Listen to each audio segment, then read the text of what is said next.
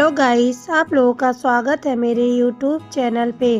एक बार की बात है, एक राज्य में एक निर्दयी राजा रहता है। वो प्रतिदिन जंगल में जाता और बेजुबान जानवरों को मारकर उनका शिकार करता। प्रतिदिन वो ऐसा ही किया करता था। बहुत समय बीत जाता है। एक दिन वो शिकार के लिए जंगल में जाता है। बहुत देर हो जाता है, परंतु उसको कोई भी जानवर नहीं मिलता जिसका वो शिकार कर सके। वो सभी सिपाही भी अब बहुत ही ज़्यादा थक जाते हैं। सभी खाना पीना खाते हैं और वहीं पे आराम करने लगते हैं। लेकिन राजा अकेले ही जंगल में शिकार की तलाश में निकल देता। राजा शिकार की तलाश करते करते बहुत दूर चला जाता है। तभी वहाँ पे दो हिरन के बच्चे आराम कर रहे होते हैं।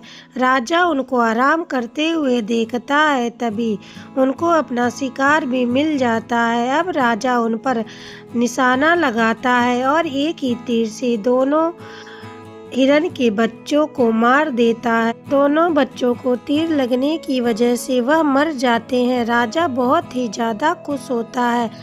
अंत में उसे शिकार मिल ही जाता है। अब वह शिकार को घोड़े पे लादता है और वहां से घर की तरफ चल देता है। अधिक दूर आने के कारण सभी सैनिक पीछे छूट जाते हैं। राजा धीरे धीरे आगे बढ़ने लगता है, लेकिन शाम हो जाती है और शाम से फिर रात होने लगती। राजा को रास्ता कुछ ठीक से दिखाई नहीं देता और समझ नहीं आता वो कहाँ जा रहा है। तभी जंगल में इधर उधर देखते हुए उसको एक कुटी दिखाई देती। राजा सोचता है कि क्यों ना आज रात इस कुटी में ही बिताई जाए। कल अपने राज्य के लिए रवाना होंगे। अतः वह घोड़े से उतरकर और दोनों हिरणों को लेकर कुटी के पास पहुंचता है और वहां से पूछता है कि कोई है। तभी साधु महाराज की आवाज आती है।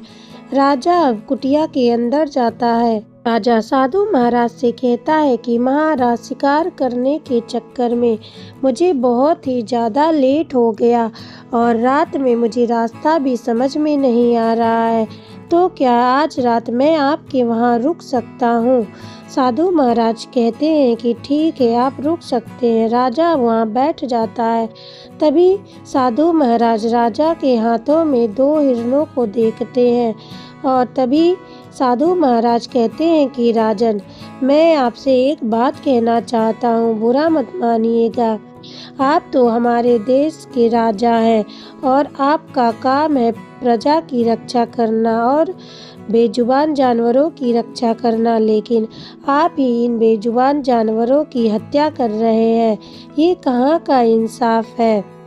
ये बेजुबान जानवर तो बोल भी नहीं सकते। राजा को अपनी गलती का एहसास होता है। राजा सोचता है कि महात्मा तो सही ही कह रहे हैं।